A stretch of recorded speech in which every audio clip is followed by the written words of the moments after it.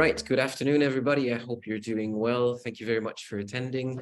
I can see that there's possibly still a couple of people logging in, as we had in excess of 500 registrants, but wanted to already welcome you to our webinar, very exciting webinar on a novelty in the UAE. I'll be joined today by Nirav Rajput, who's one of my colleagues, and as well as Liam Purcell, another colleague who are going to be taking over parts of today's presentation on UAE corporate income tax. Thank you again for those of you attending. In terms of housekeeping rules, there's going to be a Q&A, or room for Q&A rather, at the end. We will be taking questions as well. Our presentation is going to run approximately 1 hour until the 3 p.m. mark. We will be circulating the slides as well, and this session is being recorded as well to later on add to our YouTube channel. Thank you very much on behalf of everyone for attending. Just to look at the contents of today's webinar, you can see in front of you the table of contents. This is let's call it today's program, what we're going to be running you through. Myself, I'll take the sections 1 to 3, whereas Nirav will take sections 4 to 8, and Liam will be closing off. So we've divided this up. As I mentioned, we'll be finalizing this around the 3 p.m. mark, and we'll be together with you until then. As an introduction into UAE corporate income tax, I think most of you will have already known by now that the law has been published. This is something which is a very, very long time in the making. When VAT was introduced in 2018, VAT was preferred over corporate income tax to implement due to its ease of implementation and its neutrality on the economy. We've now come to a point where international developments have encouraged the UAE to introduce corporate income tax. Today's session is going to be covering the introduction of corporate income tax in the UAE as from June 2023. You will see that the law is actually was released on the 9th of December, but it actually dates back to October already. And when we look a bit at the timeline for the publication of the different documents, the first formal confirmation that the UAE would be implementing corporate income tax came on the 31st of January of this year, when there was a press release published by the Ministry of Finance, and at the same time also FAQs published on its website. This was followed by a public consultation document issued by the Ministry of Finance in April 2022.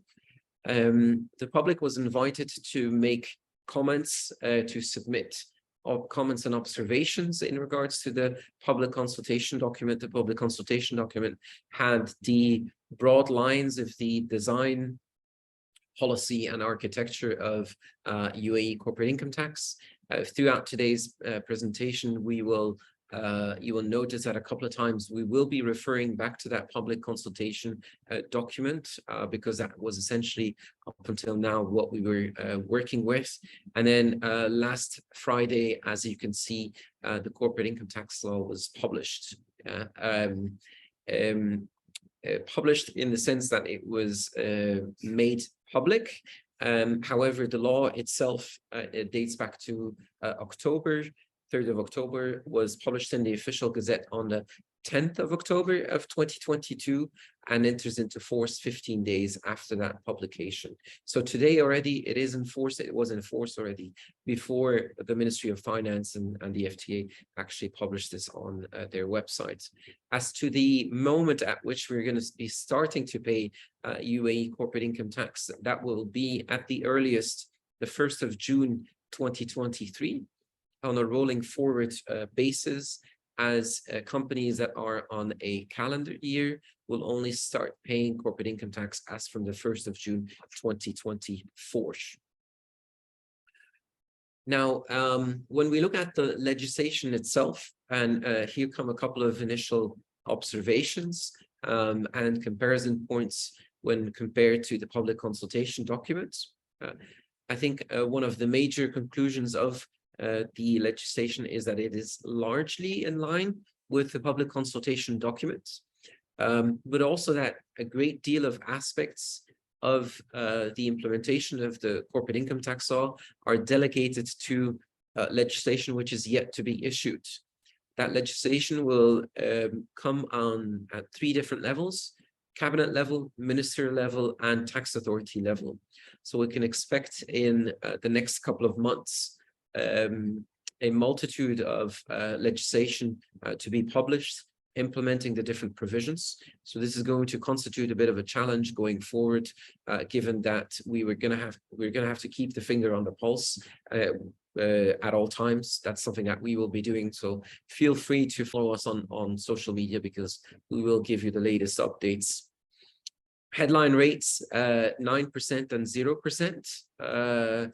0% for qualifying income for free zone entities. These free zone entities, though, seem to be taxed at 0% on qualifying income and potentially at 9% on taxable or non-qualifying income. Interesting to note as well is that there is a threshold below which no corporate tax is due. So this applies in conjunction with the 9%. In the public consultation document and in the FAQs, the amount of 375,000 dirhams is mentioned as the threshold below which no corporate income tax is due. However, this is to be determined via a cabinet decision. In other words, it may be that in the future, this amount might be slightly different.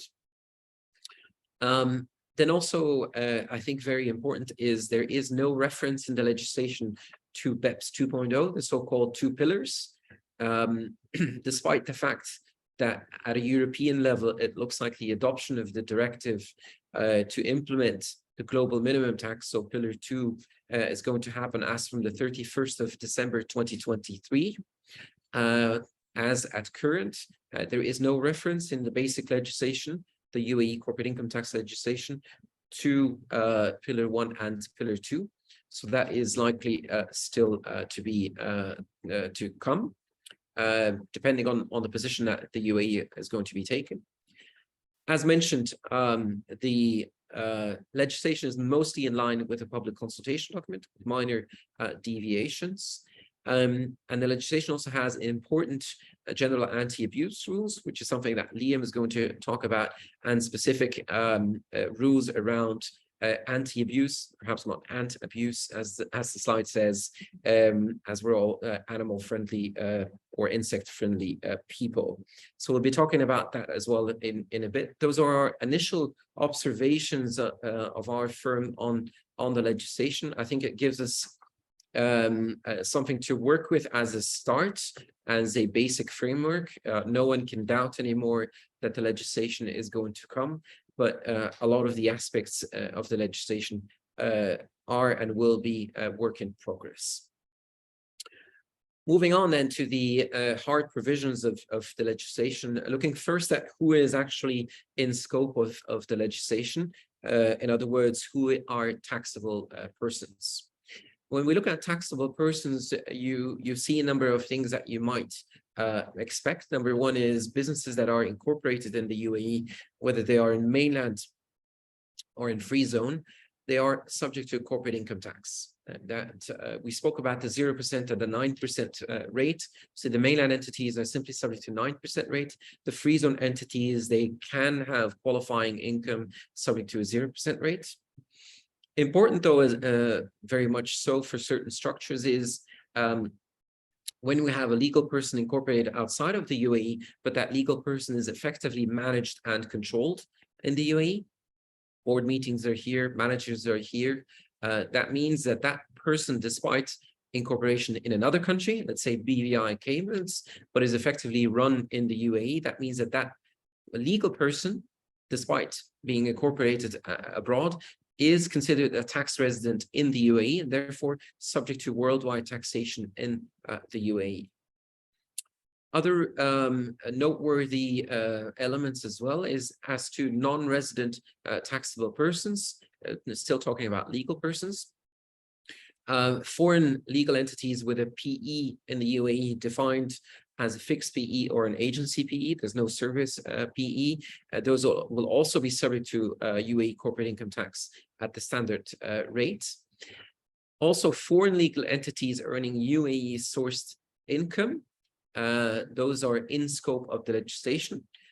In scope will not necessarily mean that these will be taxed, because those foreign legal entities could, for example, earn passive income from the UAE. And as we will see in a bit, there's going to be no withholding taxes applicable on UAE sourced income. Other than that, the Ministry of Finance has left itself a bit of leeway to determine, in addition to that, other foreign legal entities who might have a nexus in the UAE. So we may see additional nexus rules in order to determine non-resident taxable persons who are in scope of corporate income tax in the UAE. Moving on to the next category, which is natural persons, and this is going to be a hotly debated element. When we look at natural persons, despite the fact that we've been referring to this legislation as corporate income tax, it's effectively a business taxation. What this means is that the corporate income tax, or the business tax legislation implemented by the UAE, not only applies to legal persons, but also to natural persons. And those natural persons, they need to pay corporate income tax whenever they conduct a business or a business activity. The way that business activity is defined is extremely broad. It is so broad that the legislator has chosen to adopt the VAT definition of what constitutes a business activity. This may be quite tricky to go and determine because we have discussions from a VAT point of view as to how regular is regular, which is one of the criteria for an activity for income to constitute a business activity. What this will apply to, though, without any doubt, are freelancers licensed, sole establishments or proprietorships, partners in unincorporated partnerships as well. They provide that they are considered to be conducting a business activity, they will be taxed, and individuals earning business income. Specifically for individuals, this means that they might be earning business income and non-business income, which in turn has an effect as well in terms of the recoverability of the expenses for these natural persons. Now, finally, as well, non-resident individuals with a nexus in the UAE, this is also something that will be determined by a cabinet decision. Now, those are probably the most common situations, legal persons and natural persons. Now, there's a couple of additional special cases, and one of them being the unincorporated partnerships fiscally transparent for corporate income tax purposes. That transparency means that the partnership itself is not taxed, but rather the partners.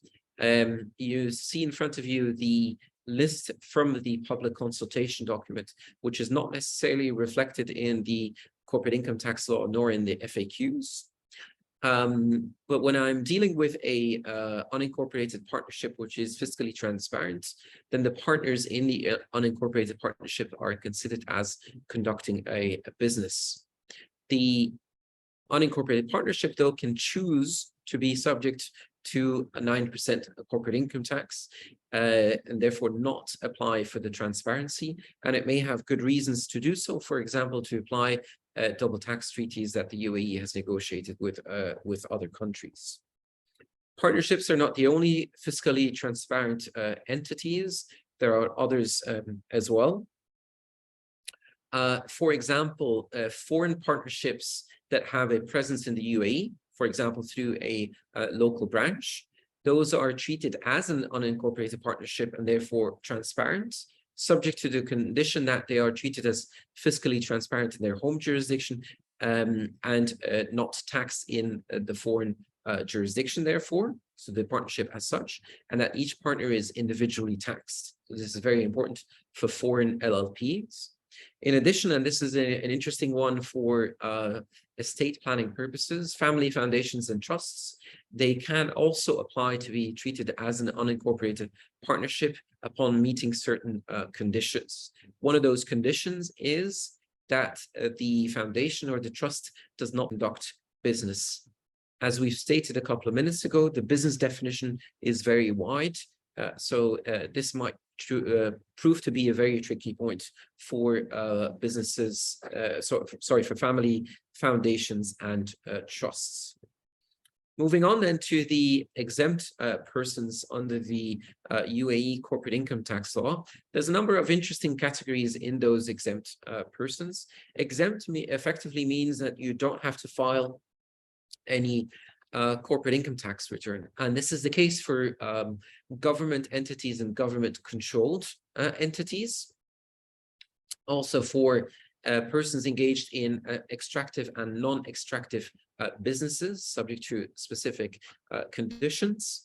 We will not go into some of these exempt persons that are subject to specific conditions in the interest of making sure that we finalize this webinar in 1 hour.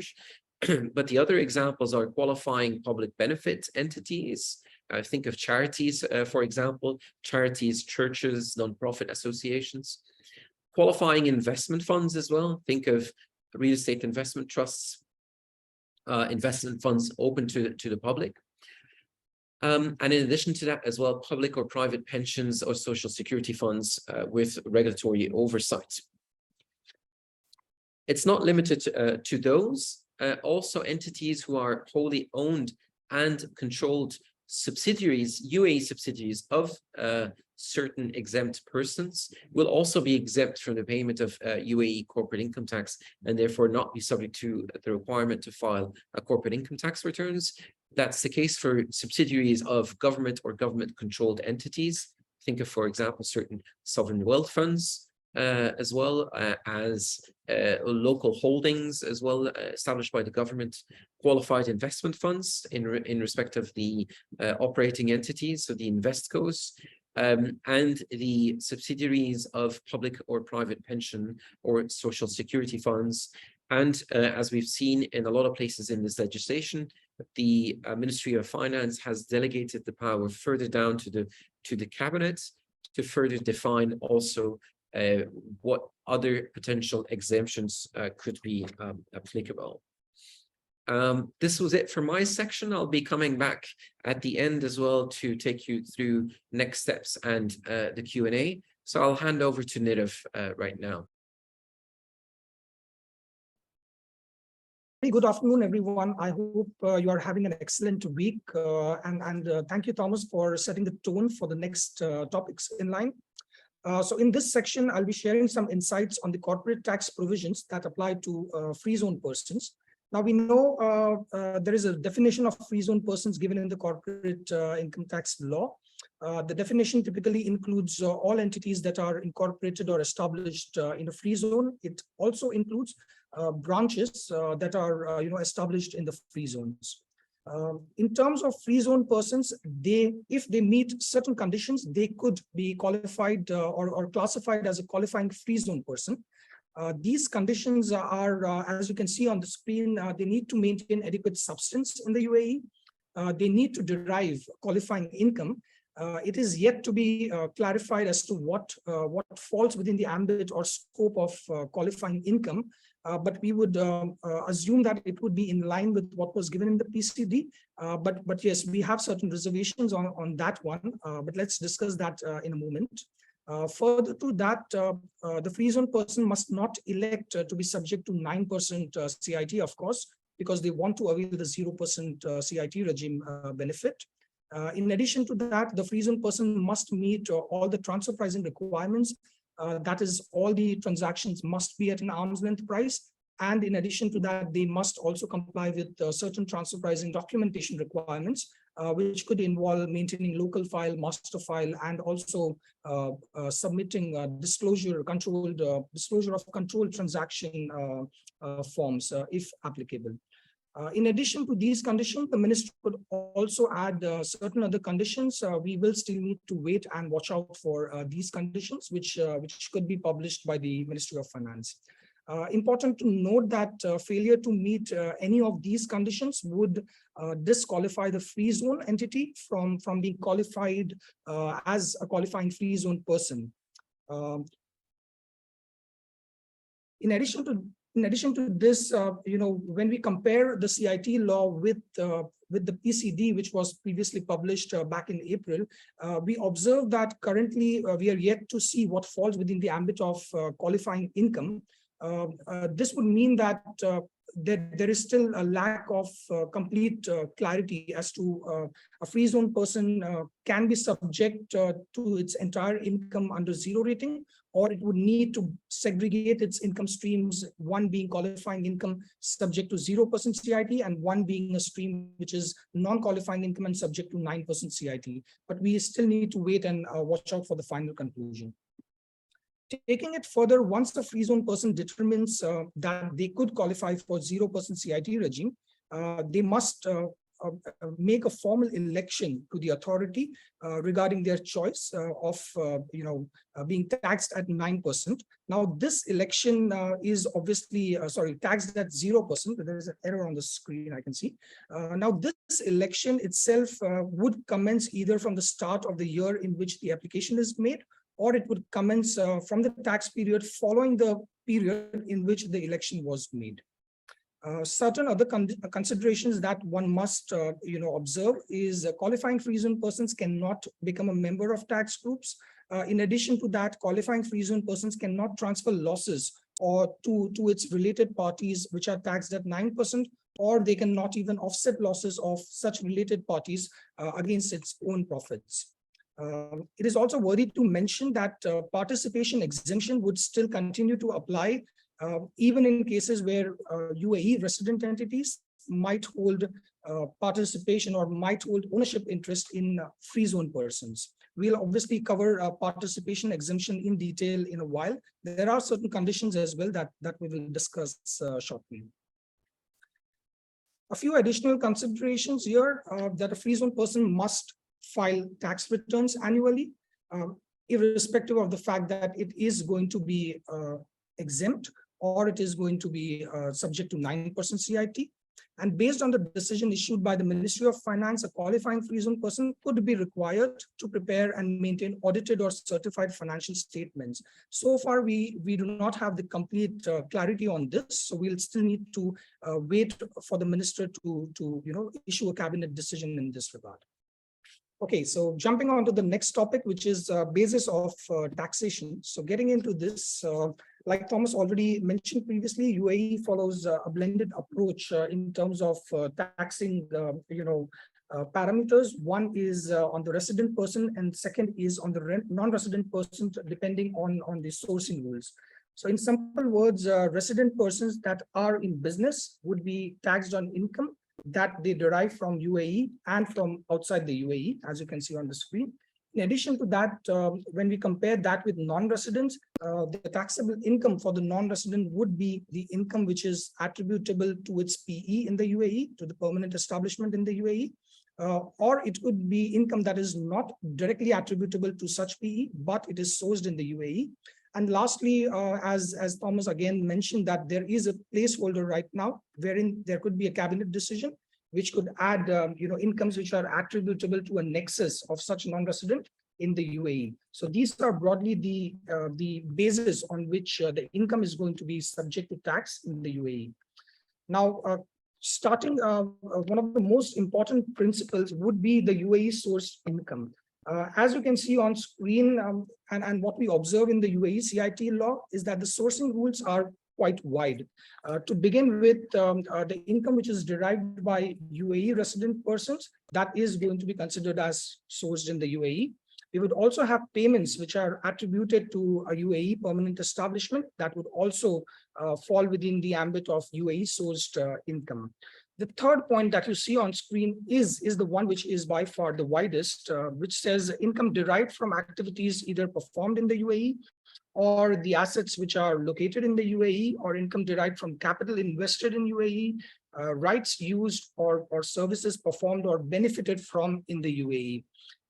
Although it is important to mention here, although the definition is quite wide, but UAE doesn't have practically withholding taxes on any of the UAE sourced income that a foreign entity might earn from the UAE.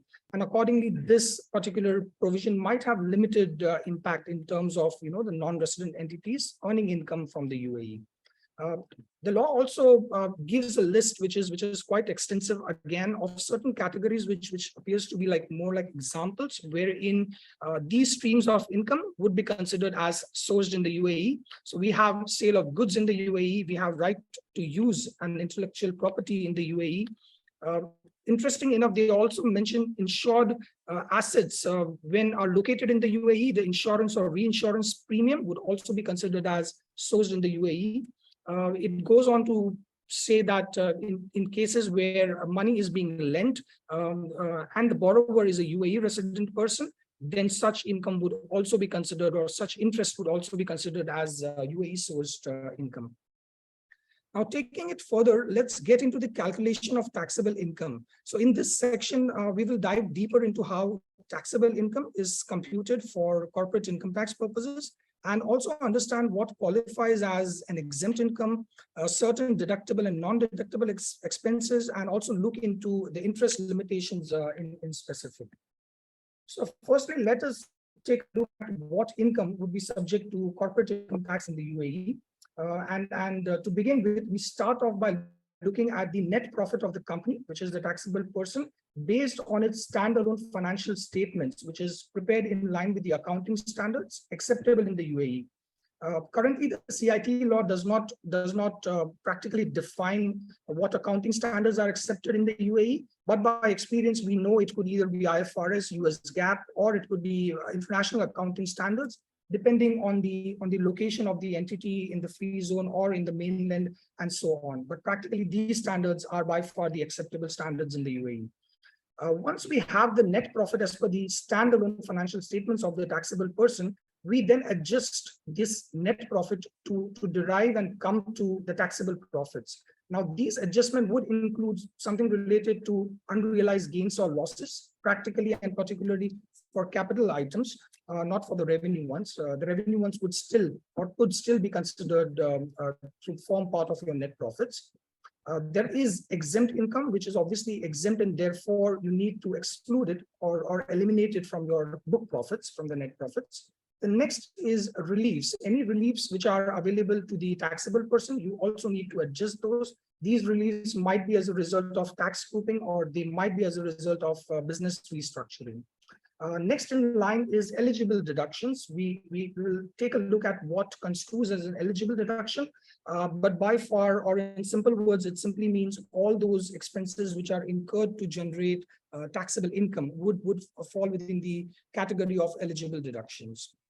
There is also a special regime which relates to qualifying activities, which is still to come out by way of a cabinet decision. So that might also be one of the items that must be adjusted from the net profits or the book profits. Lastly, the CIT law also has a placeholder for small businesses. So small businesses which has practically a revenue of X value. We don't know that value right now, but those businesses might be relieved from taking care of the CIT obligations. They don't need to follow the same structure. They will practically fall out. Now, looking at what income streams are exempt from corporate income tax, we have on the screen the first one, which is participation exemption. This relates to dividends and capital gains. Practically, just to throw some light on this, we could have an entity which is resident in the UAE. It has, let's say, 10% stake or 10% equity in another resident entity within the country. In this regard, if it earns any dividends, or when it sells shares, it makes capital gains, or any other income, there are a few other streams as well mentioned in the law. All such income would be exempt in the hands of such investor, practically. In addition to this, there is no conditions attached right now to domestic investments and participation exemption from that. When we compare this with income of foreign branches subject to or practically income of foreign PE subject to tax in foreign jurisdictions, that particular stream of income is also going to be exempt. We'll take a look at that point in greater detail in a moment. Next comes income derived by non-resident persons from operating aircraft or ships in international transportation.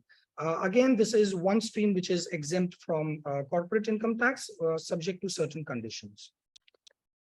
Now, moving forward, in regard to participation exemption, we spoke about the participation exemption that applies to a domestic entity, but there could also be participation exemption in cases where a UAE resident entity holds equity in a foreign entity. In this regard, there are certain conditions that you see on the screen which must be met in order to claim the participation exemption.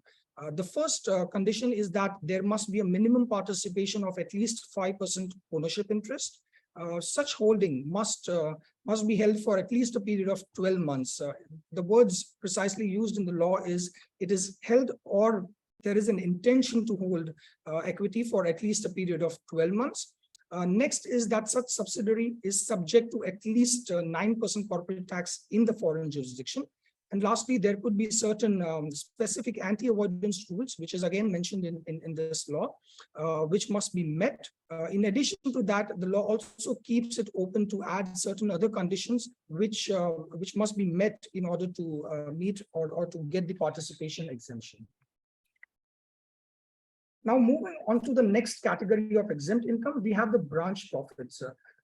So where UAE companies having foreign branches and the foreign branch is practically subject to corporate tax in the foreign jurisdictions, such UAE entities would practically claim a foreign tax credit as a default rule, or it could also elect to claim an exemption for such branch profits, from the books of or from being subjected to tax in the UAE from its total taxable income. Now, it is interesting or worthy to mention that in effect, both these options would effectively lead to the same outcome as long as the foreign branch is taxed at 9% or more. Since the foreign tax credit is lower of the proportionate UAE income, UAE tax, or the foreign taxes paid by the foreign branch. Again, it could be beneficial to claim an exemption in certain scenarios. For example, where the UAE entity practically makes losses, but the foreign branch continues to make profit, and that profit is being subject to tax in the foreign jurisdiction, which is at 9% or at a higher tax rate. In this situation, it might be better to actually go for an exemption and claim an exemption.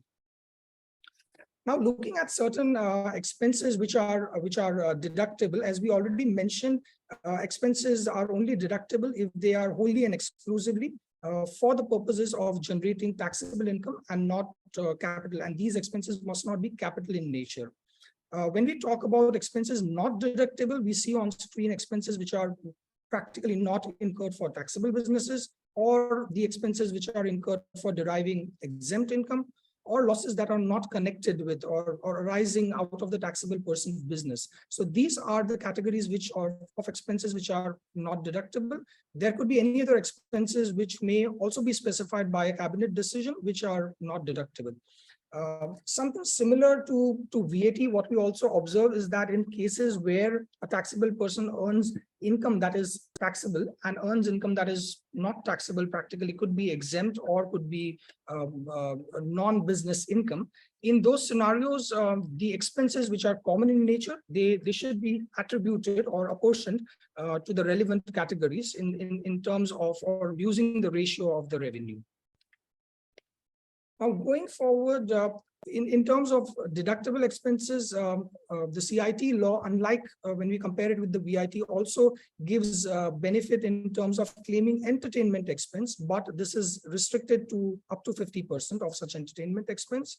The law also goes on to say that entertainment would include entertainment, amusement, or recreation. It also includes practically meals, accommodation, transportation, admission fee to certain events which are recreational in nature, and so on. Further to this, the law also specifies that certain expenses which are fines and penalties, which are recoverable VAT, donations to unapproved charities or public benefit organizations, this will not be allowed to be recovered or to be deducted. Now, when we look at the interest expenses, in terms of the interest expense, there is going to be a cap of 30% of taxable earnings before interest, tax, and depreciation. So taxable persons can claim a deduction of interest, but that will be restricted or capped up to 30% of EBI TDA. In addition to that, this particular limit will not apply to banks or insurance companies. We also expect safe harbor rules, which is all there is already a placeholder in the law for this one, which suggests that there could be a de minimis rule, which means that if a company earns or claims a deduction of X value of interest, then irrespective of the 30% threshold, it could still be okay to deduct that interest expense. Taking forward, there is also a group cap available. In simple words, this could mean that as a group, the 30% of the EBITDA limit could be altered, but we still need more clarity on this, which will obviously come by way of a separate decision. Taking it further, in terms of 30% limit, in cases where taxable person exceeds this limit of 30%, they can still carry forward the balance interest, and they could deduct this from future profits in the next 10 years. So there is an overall cap of 10 years. So you can still take it forward and deduct it in the future if you're not able to deduct it in, let's say, in year one. In addition to these specific interest deduction limitation rule, in terms of the financial assistance, which is mostly between related parties, there is a specific rule to disallow the interest deductions, particularly for funding, let's say, profit distributions or acquisitions. Again, these are specific rules. We are not delving too deeply into those at this point in time. On this slide, you can quickly take a look at what expenses are deductible. Amongst others, we have rental expenses, license fees, customs duties, irrecoverable VAT, bad debts, and so on. So these expenses, as long as these are not capital in nature, this would be deductible. Now, quickly jumping on to the next one, I hope none of your entities needs to visit these provisions. However, if you do need to go there, then there are a few positives or upsides as well. So taking a look at that, so what you see on screen is tax losses relief. So in this regard, total deductions, when the total deductions would exceed the total taxable income, you would end up in a tax loss scenario. You can offset these losses with your profits and carry it forward every year until you absorb all the losses. But there is a limit in terms of how much you can offset from your taxable profits. This limit is 75% of the taxable income of the relevant year in which the losses are offset. Carry forward of losses is again allowed to the subsequent periods. We do not see any cap on that carry forward. So we assume right now that it would be as far as possible until you absorb the losses. There is, however, a condition that if there is a change in the ownership, which is more than 50%, then the losses would be lost unless the new owners practically would continue to undertake the same business activities. Now, certain losses are unavailable, and these losses are those which are incurred before the effective date of the corporate income tax is commenced. The second one could be incurred before the person actually becomes a taxpayer. So all such losses would also not be available to be offset. And lastly, any losses which are incurred from activities or assets which generate exempt income, right? So these losses will not be allowed to be offset. Next, we will quickly take a look at the calculation of the corporate income tax liability. So on screen, you can see a very straightforward, a very oversimplified example. So we have the final taxable income. This is book profits less all the adjustment, add or less. And then we have the taxable profits. We will have a basic threshold, which is up to 375,000. Although this is not yet announced, we assume it would be in line with the PCD, public consultation document, which will be subject to 0% tax. Any income more than 375,000 would be subject to tax at 9%.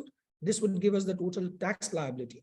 The taxable person can then take the foreign tax credits if eligible. And then finally, we will have the final corporate income tax liability, which is payable to the federal tax authority. Just taking a quick example on this one. So on the left, you can see there is a foreign company which practically pays a consulting fee to a UAE entity. And the UAE entity also earns a certain UAE source income from UAE resident clients, which is 900, just as a simple example. So we have 900 plus 100, which is 1,000 in total. We assume that these numbers are in thousands, so we can take the basic threshold limit of 375,000, eliminate that, which is subject to 0%. We are left with practically the balancing figure of 625, which is subject to tax at 9%, which gives us a total liability of 56.3.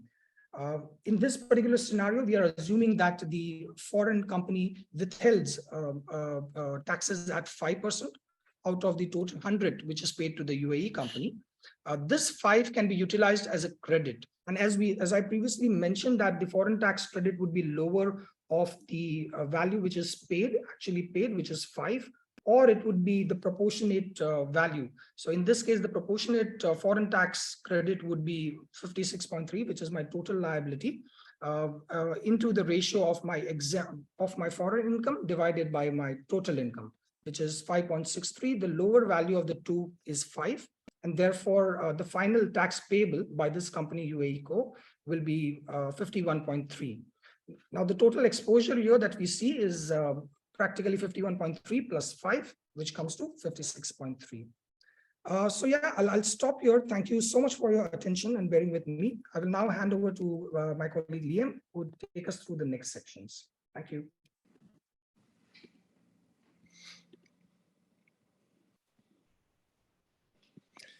Hello, everyone. First of all, thank you very much to Nirav for this, and good afternoon. Hope everyone is keeping well. Unfortunately, my camera is working, so you're going to have to see my ugly mug throughout. But yes, the next section that we're going to be looking at is in relation to groups. As indicated in the public consultation document, the UAE has committed to a fiscal unity approach for certain tax resident group members. So in that regard, they would be treated as a single taxable person for corporate tax purposes. In terms of the conditions that are required in order to qualify as a taxable group, there's requirements. Well, first of all, it's worth noting that all of the following conditions must be applicable. So in the first instance, there's requirements for the parent company to own at least 95% of the share capital, voting rights, and as an addition, there's also a requirement to be entitled to 95% of the profits. And all of these conditions are, of course, directly or indirectly.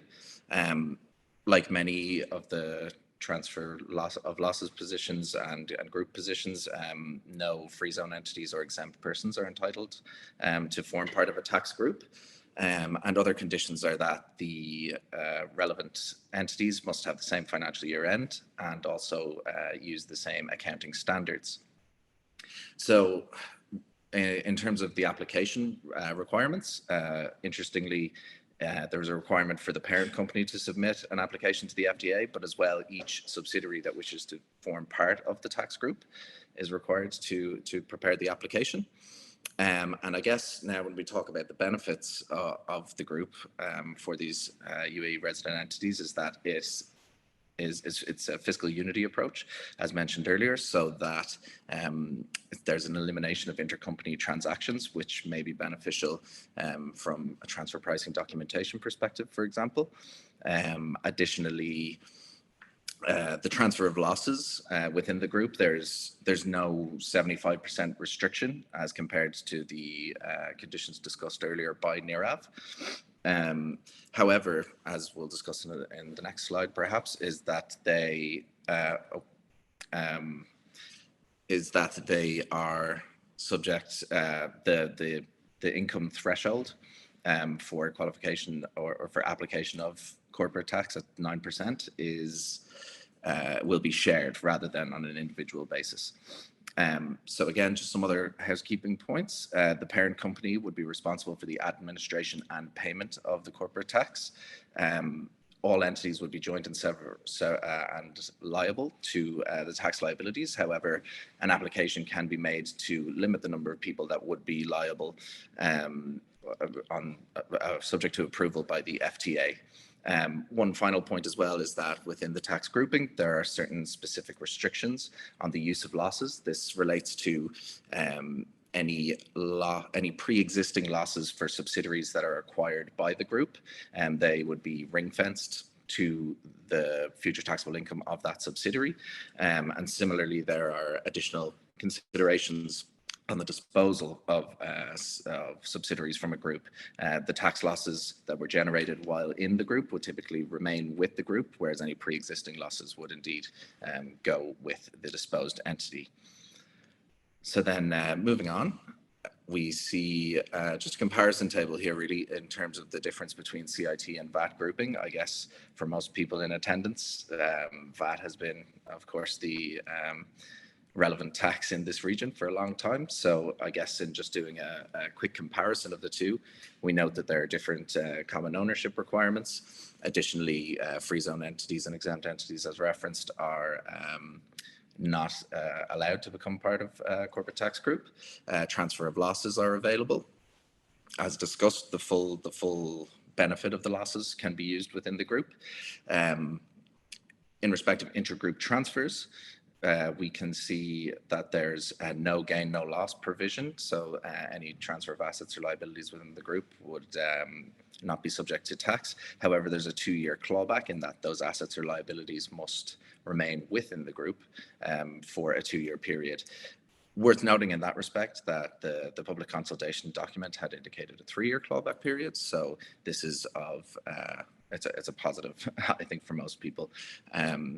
Administration and payment, like we referenced earlier, that is the obligation of the parent, joint liability, but it can be ring-fenced upon approval. And again, the application by parents and subs versus a VAT group, which looks specifically, it would be the obligation of the responsible person. So then this last slide is just a quick example in relation to the point that I'd made regarding individual versus group tax assessment, particularly as it relates to any exemption threshold. Again, I'd like to remind people, as Thomas had pointed out, that currently the legislation does not include the exemption threshold. It is subject to a cabinet decision. However, for the purpose of this example, we've used the 375,000 dirham, which was indicated in previous information, such as the public consultation document. So, as you can see here, the net taxable income would work out roughly the same. Or so we see here that we have intergroup revenues would be eliminated upon the tax group. And then in terms of the exemption threshold being applied differently, the tax liability does work out greater from a tax group perspective. So in the event that the entire group is profitable, the benefits of the tax group might not be as great as to the extent that there are losses. And as I said, the full extent of those losses can be provided. So moving on to the next one, we're going to talk a little bit about transfer pricing. And I think just in terms of the key points, there's a continued commitment to the OECD TP principles. We can see that reflected in application of the arm's length standard, of course, but then in addition to that, reference to the 5 traditional OECD transfer pricing methods.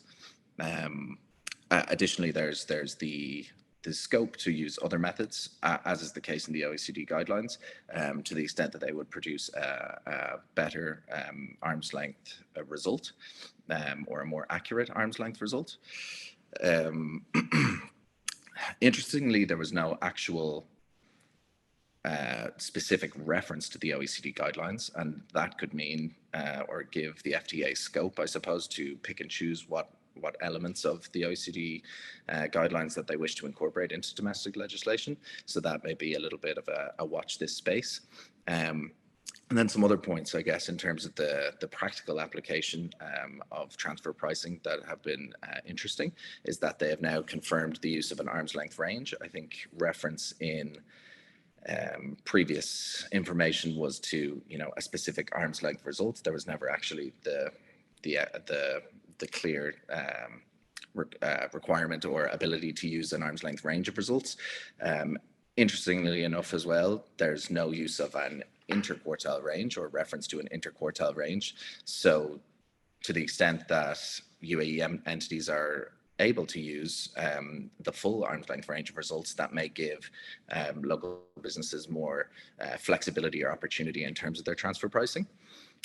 Some other interesting points was in relation to corresponding adjustments. So the FTA has stated that in the event that a foreign competent authority makes an assessment which would have an impact on a UAE entity, that there's the ability to apply for a corresponding adjustment with the FTA, details of which I think remain to be seen, but in terms of the format of the application, but nonetheless it was useful to see.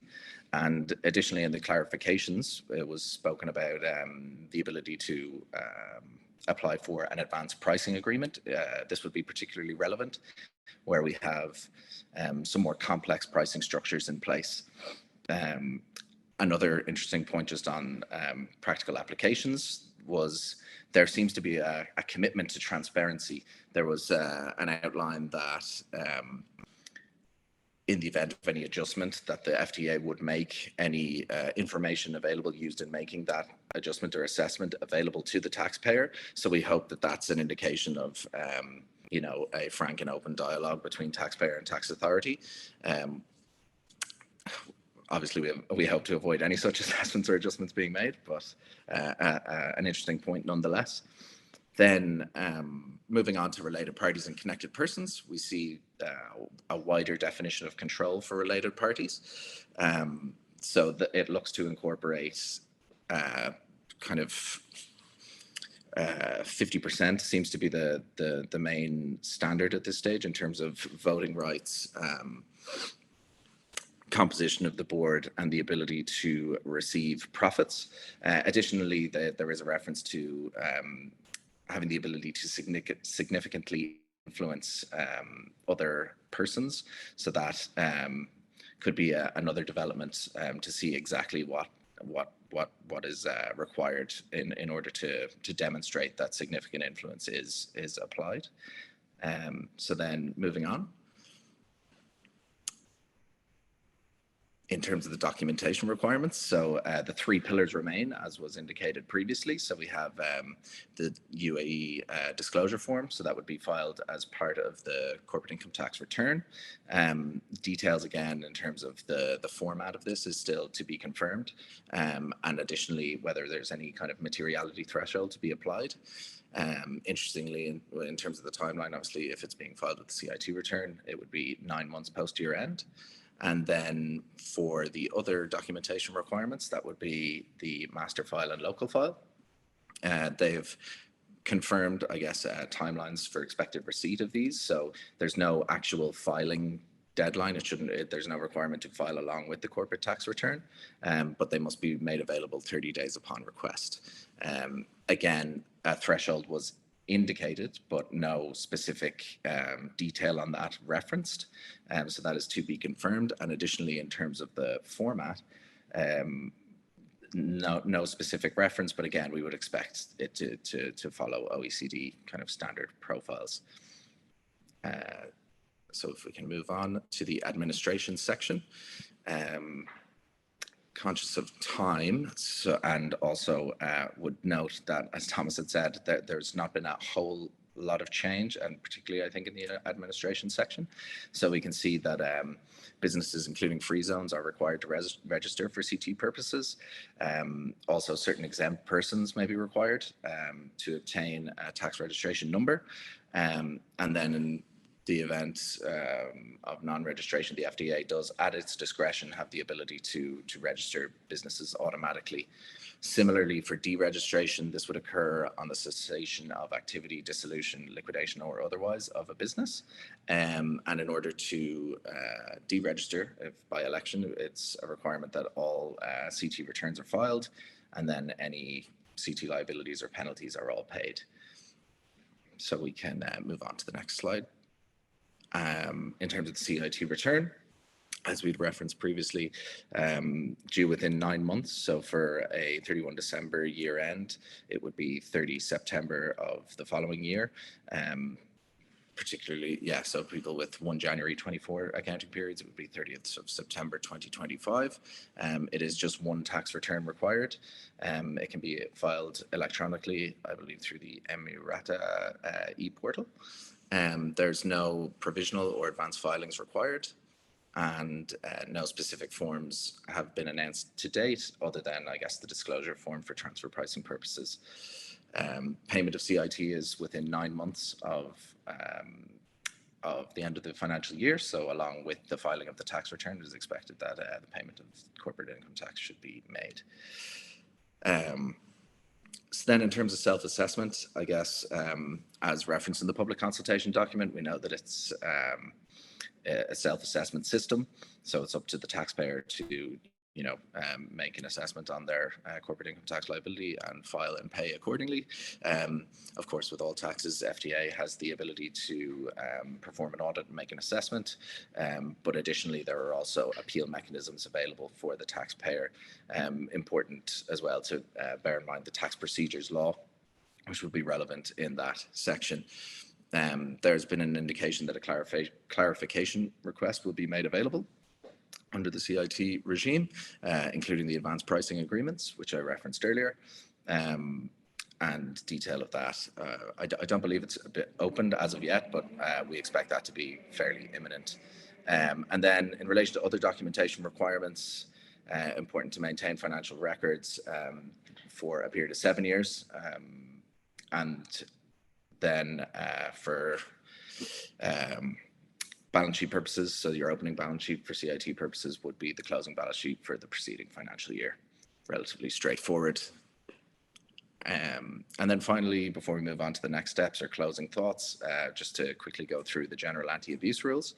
So these provide the FTA with quite an extensive scope to reassess transactions and ensure that the substance over form provisions are available. So in this regard, where they can determine that any transaction was entered into without a valid commercial or non-fiscal reason, or does not reflect the economic reality, or indeed if one of the main purposes was to obtain a CIT benefit, then they would have the ability to either disallow an exemption, deduction, or relief, allocate an exemption, recharacterize a transaction, or disregard the effect resulting from application of other provisions. This one, I think, is important in the context of any tax planning that goes on between now and the introduction of the CT regime, just to be mindful of this and to ensure that these provisions aren't tripped on a go-forward basis. So I will hand over to Thomas now. Thank you very much, everyone, for your time, and have a great day.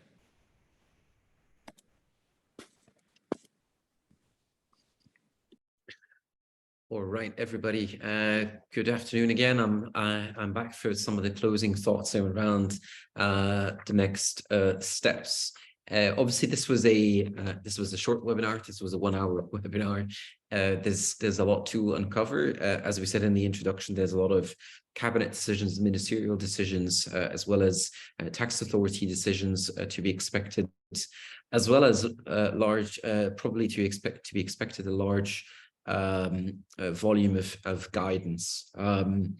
Just to share, I guess, a bit of the experience of what we've been doing so far for our clients since the announcement of the implementation of corporate income tax on the 31st of January, and since we received those additional suggestions as to the final framework in April when the public consultation document was published. So we've been reviewing for a lot of our entities, a lot of our clients, their corporate structure and the impact of the implementation of corporate income tax on that goes beyond the mere bottom line impact, but also the admin impact. So we've been conducting quite a bit of modeling and simulations, as well as evaluate restructuring options. You can see that there are certain benefits that you can derive from free zone entities, while those come with a number of caveats. That's a possibility. Grouping is a possibility as well. And I think as well, what is very interesting and important is the availability of tax credits as well. I can see that I've got a bit of light in my face. Okay, this might be better. Moving forward, what we need to look at as well as businesses is assess if the accounting records which we have are sufficient for the purposes of reporting corporate income tax. For example, your ledgers, are those sufficiently detailed in order to reject a deduction of certain expenses? Are they sufficiently detailed in order to identify a specific exempt income as well? And obviously, all of these restructurings and changes in the corporate structure, they require time. So that's something to be looked at as soon as possible. That was it for the section on the presentation so far. Just maybe 2 points indeed, and helpful reminder from Nirav, who's guiding our slides as well, is I think it's going to be important to verify when the clarification process opens so that we can evaluate any tax planning options against the general anti-abuse rule and potentially have it ruled off by the tax authority, although I might imagine that they're going to be with requests. But those are some of the main points really to consider ahead of the implementation, which is going to come rather sooner than later. On the next slide, you're just going to see our pictures as well, in case you had forgotten about the speakers already today. I'll maybe just go into the different questions which are launched through the Q&A section. For those of you hopping off, thank you very much for being with us as well. We will be circulating a copy of these slides as well, and we will be also, we've recorded this webinar, so we will be also posting it on our YouTube channel, which I encourage you to follow, as well as our LinkedIn handle, because we post tax news from the GCC on a daily basis there. I can see that there's 72 questions in addition to the 3 that I've already answered. So we may just be a little bit selective in terms of the questions that we will be taking, but let's try and have a go. Starting from the most recent ones, I guess last in, first out, from that perspective. Qualifying as a public benefit entity for a company is likely not going to happen, because a requirement is that you do not have a business activity. For Iman, thank you very much indeed for attending. When can we expect the details about what constitutes qualifying income? It is true that there's been a bit of an evolution, so it appears, between the thinking of the Ministry of Finance upon the publication of the public consultation document and now this legislation. We need to see what this will amount to. It's a hot topic. When we polled the interest of all of yourselves in social media in terms of what topics interested you the most, I think the free zones was really top of mind.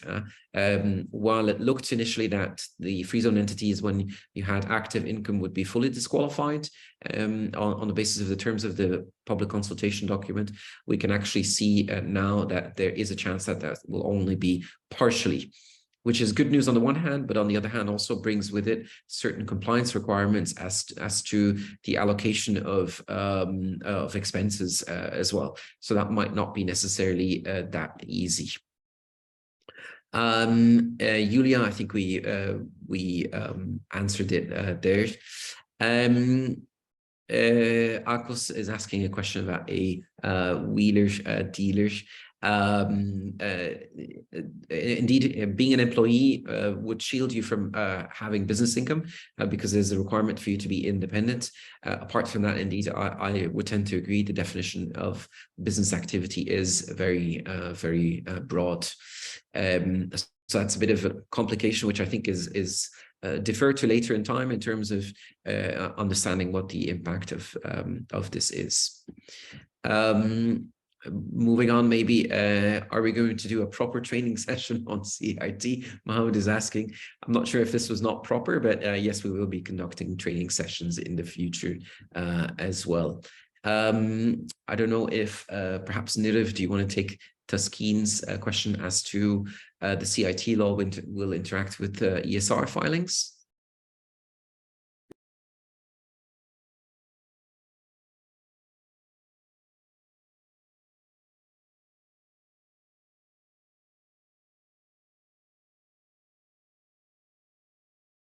Okay. I'll just continue. Sorry, we're facing a couple of technical issues. I'll just maybe take on the questions for the remainder and sharing them with Liam, because we're the ones not having technical issues. So I'll just continue to share them with him. In terms of the CIT law and interaction with the ESR filings, there's no indication as to whether they will coincide or coexist rather. However, if you would ask my 2 cents on this, is to the extent that an entity is not paying any corporate income tax, it would still be considered as an entity in a jurisdiction which only imposes no or only nominal tax, and therefore ESR will likely be something that we're going to have to continue be living with. Liam Sandeep is asking how we prepare the opening balance sheet as per arm's length principle or as per the transitional provisions, or if there's any clarity around that. I'll go on mute to allow you to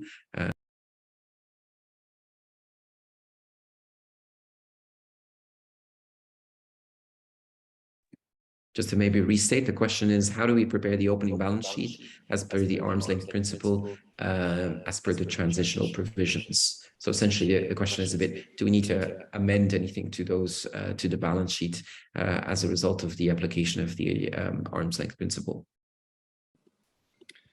Thanks, Thomas. So in that regard, in terms of the balance sheet, at this stage, I think the key things to look at would be at any intercompany lending, or if there's any debt or liabilities in that regard, and whether there's a requirement to start charging interest on a go-forward basis. In terms of the construction of the balance sheet itself, I don't believe there would be any requirement necessarily in terms of retrospective kind of application. So to the extent that you have any assets there that were transferred without, you know, requisite arm's length pricing, I understand that there would be no kind of retroactive application of the arm's length principle in terms of the balance sheet. Potentially, as I mentioned, just to look at what kind of intercompany lending that you do have at the time, and whether any interest or profit element needs to be charged by the lender on a go-forward basis. That would also include, you know, looking at the credit rating of the group as a whole, maybe, and also of the individual borrowing entities, because that would be a significant indication of the requisite arm's length pricing. Right. Sandeep is also asking whether the UAE is going to have any transfer pricing safe harbor rules for routine transactions, such as loans, low value added services, etc. So I'll flick this one over to you as well, Liam. Yep. Thanks, Thomas. So at this stage, there's been no specific indication in relation to safe harbors. I would say that the low value intergroup services would be expected to happen, absolutely, as this would be formalized in the OECD transfer pricing guidelines, and for that reason, we would expect it to be in place here for everybody concerned. It's where there's kind of, well, it does exactly what it says in the tin. To the extent there are low value added services that are being provided by a group entity, it may be appropriate to charge 5% without conducting a full scale benchmarking analysis. Such low value services are typically reserved for kind of, unfortunately, finance back office functions tax, for example, so that that may be something to consider. Then in terms of interest, we again, no indication, nothing like the AF4 or anything that is available in the United States, for example. But again, they're at the outset of the arm's length principle transaction, or the transfer pricing article in the documentation, it does reference the fact that the tax authority does have the capacity to make changes in the future. So again, a bit of a watch this space. All right, thanks a lot, Liam. Just moving on, I guess there's more questions coming in than we can answer, and unfortunately, Pratik is asking in relation to the residency of BVI registered investment companies, to the extent that these are effectively managed from the UAE. Yes, those are would have tax residency in the UAE, therefore subject to worldwide taxation in the UAE. So this is definitely a point to address, either reinforce the fact that these are actually managed abroad, or re-domicile these businesses. So this one was answered live. Moving on, Farhan is asking whether we're going to have forced tax grouping. We had, let's say, encouraged VAT grouping back in 2017 when the VAT registrations opened. I don't see it currently. This is not to say that it might come. Now the UAE has said that it will be implementing, and it is implementing, a very flexible system. So I think this is going to be optional simply. Someone else was asking in regards to the TRN, potentially if it's going to be a separate TRN or the same TRN. Samar was asking this one. So likely this is going to be different. The reason for that is when Liam presented the differences between VAT groups and CIT groups, the composition of those groups might not necessarily be the same. For example, free zone entities are allowed to enter a VAT group, whereas they are not allowed to enter a CIT group. So this is really a complexity. So therefore we expect that the number is going to be different. As to the registration as such, so Liam had referred to the opening of the new portal. Indeed, that portal is ready to register businesses for corporate income tax purposes. So likely that registration will open soon. However, given the fact that we have time to file, I think that time will be taken for now by the Federal Tax Authority and the Ministry of Finance to prepare a bit more for all of the other cabinet decisions, ministerial decisions, and tax authority decisions as well. Ronak is asking around the parent entity for tax grouping. So there was a bit of unclarity in regards to the where the parent of a tax group should be established under the public consultation document. It wasn't clear whether that was required to be a UAE entity or could also be an entity abroad. That's now clear on the basis of the FAQ. It has to be a UAE entity. So you need to have a UAE parent inside the UAE in order for you to be able to consolidate all of the UAE subsidiaries. Noting again that those subsidiaries can only be established in the mainland. This, from a regulatory perspective, can sometimes cause difficulties, because if you're not allowed to hold 100% of a mainland entity, then you're not able to group them also. Irfan, yes, we are going to be sharing the copy of the slides to all of the attendees. Zoran is asking in relation to the link between withholding taxes and VAT. Maybe just important also to state is that there's going to be no withholding taxes imposed by the UAE. So any UAE sourced income, despite the very, very wide sourcing rules, is not going to be subject to any withholding taxes. That is not to say that when that activity in the UAE amounts to a fixed PE or an agency PE, at that point, that foreign entity will be subject to 9% corporate income tax. So the two are not related, withholding taxes and VAT. So those legislations are going to be operating completely independently.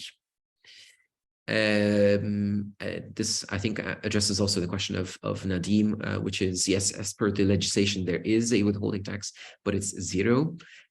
This means that later on, you know, the switch is built in. It can be switched on later on if need be, but at current the rate is zero.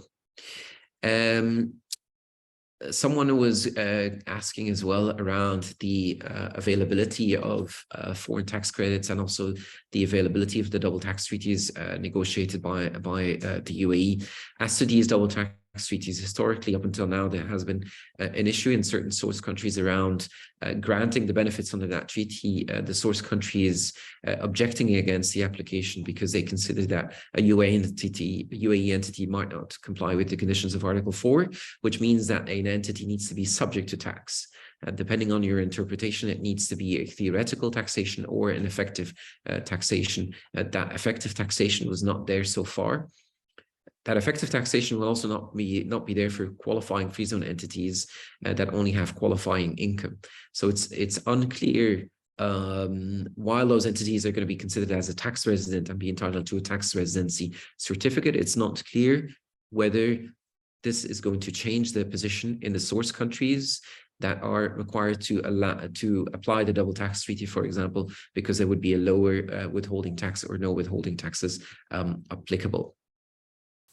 Moving on, Terence is asking in terms of the salaries of owners. Owners of a business can constitute connected persons. Those salaries, they need to be at market value. Up to yourselves to consider what is going to be market value.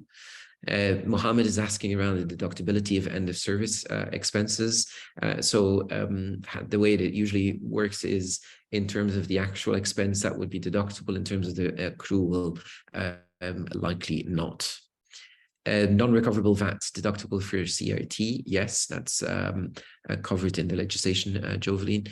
Our friend Jamie is asking whether the lack of reference to BEPS 2.0 imply that the 15% rate may not apply for multinational companies. I don't know if you want to take this one, Liam, or not, if you're happy to. Yeah, sure, happy to. I think, to be honest, that BEPS 2.0, particularly given, as Thomas mentioned earlier, the apparent agreement at a European level, that I think it is something that will be introduced and it is something that will be here to stay. Of course, it's very much a fluid situation and a moving target. Who's to say, in terms of other key players such as the US or China and things of that nature, whether they pulled the plug on it in terms of an overall global basis. So again, it's a bit of a watch this space, but my 2 cents would be that it's something that people should start be preparing for or be cognizant of. And I think the assumption should be that it will be introduced and that you perform the relevant modeling exercises in the event that it does come to pass. Thomas, I don't know if you have any thoughts on it. It's very much a placeholder indeed. Now, I fully agree. I'll just try and move on. In terms of Munib's question on the capex, we did indeed say that they are not deductible. What that should say is that they're not immediately deductible. In terms of depreciation of capex, we expect that depreciation rules will be followed, and therefore a deduction can be claimed. However, at present, it's not clear how on which terms that depreciation needs to take place. Muhammad, for companies following the calendar year, indeed, 1st of January 2024 is going to be the moment where your profits are going to be subject to corporate income tax as well. For tax grouping, Ahmad, only available when you have more than 95% of the capital and profit, as well as other conditions as well that need to be fulfilled. Below that, there's certain provisions that allow you to transfer losses between group companies, provided there's a 75% common ownership.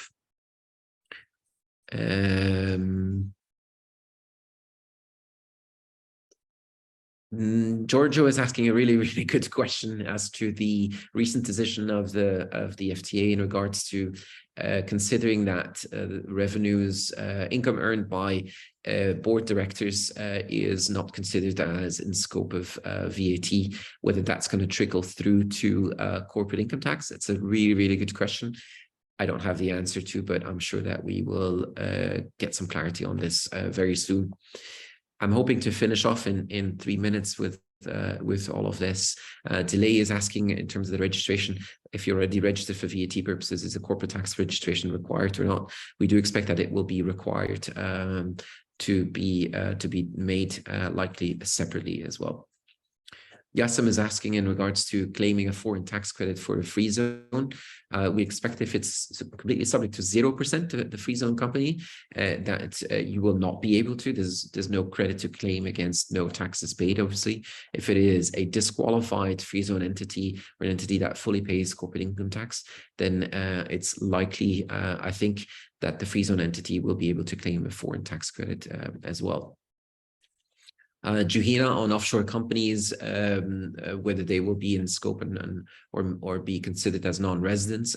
There's offshore companies are regulated in certain of the free zones as offshore, even though they're in the UAE. They're very often SPV vehicles. Those are just incorporated in the UAE, really, and those are considered tax resident in the UAE and therefore subject to 9% corporate income tax. I think we have time for one more. There's 109 open. João also always has very good questions. Thanks a lot, João, for attending and for your question. In terms of the application of the participation exemption, when it comes to local participation, so UAE entity participating in another UAE entity, regardless of whether that second entity is subject to corporate income tax or not, whether it's exempt or 0%, the participation exemption applies. And there is no minimum threshold for this. This is different as compared to foreign subsidiaries, which need to be subject to a minimum level of taxation equivalent to the UAE and a holding period of 12 months and a minimum participation of at least 5%. I know that there's still 257 participants on the line, and I'm sure that you have a lot of questions. Feel free to reach out as well to us. I hope you enjoyed the webinar. We'll take note of the questions. Otherwise, you can always drop us a note at info@orfer.tax. We'll be happy to try and address your questions. Bear with us. It's very, very busy times. We hope you enjoyed this introduction of 1 hour into the UAE corporate income tax law. I think that we will be back almost on a monthly basis with updates, not necessarily through a webinar format, but all of this information is going to be trickling down quite a bit in the coming weeks and months. I'd like to thank Nirav and Liam for presenting their respective parts. You saw Nirav partly without camera, partly with camera. These things, unfortunately, sometimes happen, and we're very lucky to see Liam in full glory through his camera. Thank you very much to everybody for being with us, and please do keep in touch. Thank you for attending and have an excellent day.